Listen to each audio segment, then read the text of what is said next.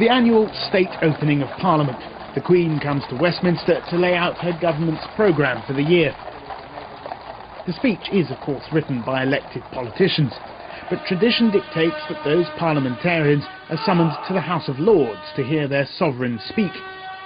The pomp and the ceremony make for good spectacle, but these traditions also betray a relationship between the monarch and her subject that, for some at least, sits uneasily with the idea of a modern democracy.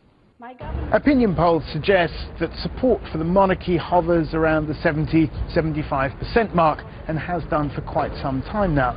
But that doesn't mean that a quarter of all Britons want to get rid of the Queen as head of state. In fact, real die-hard Republicans are pretty difficult to come by. In an apartment in South London, members of a campaign group called Republic are planning an alternative anti-monarchist street party for the day of the royal wedding. They believe that Britain needs to scrap the monarchy in order to make its elected politicians more accountable. By 2025 we want the monarchy gone or going. And it can be done, it can be achieved. And there are plenty of examples in history where people, if you go back in time and you ask people, let's say 10 years ago, how long before America has a black president, most people would have said 20, 30, 40 years. It happened in 8. England does, in fact, have a historic tradition of anti-monarchism. King Charles I was executed in 1649 after a bloody civil war. But the English, in the long run, seem to have been more successful in exporting anti-royalist philosophy than putting it into practice at home. The remarkable thing is, if we're in America, with all of its problems to do with race and class, liberty means something in America.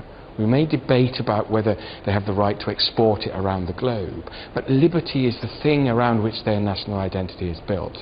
Ours is built around castles and queens and kings, when really it ought to be built about being a free-born Englishman and woman.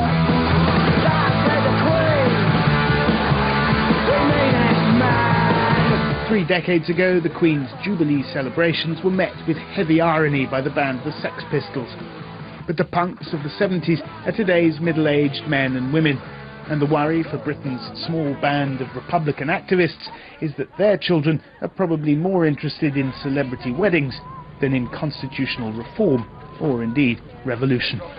Gabriel Gatehouse, BBC News.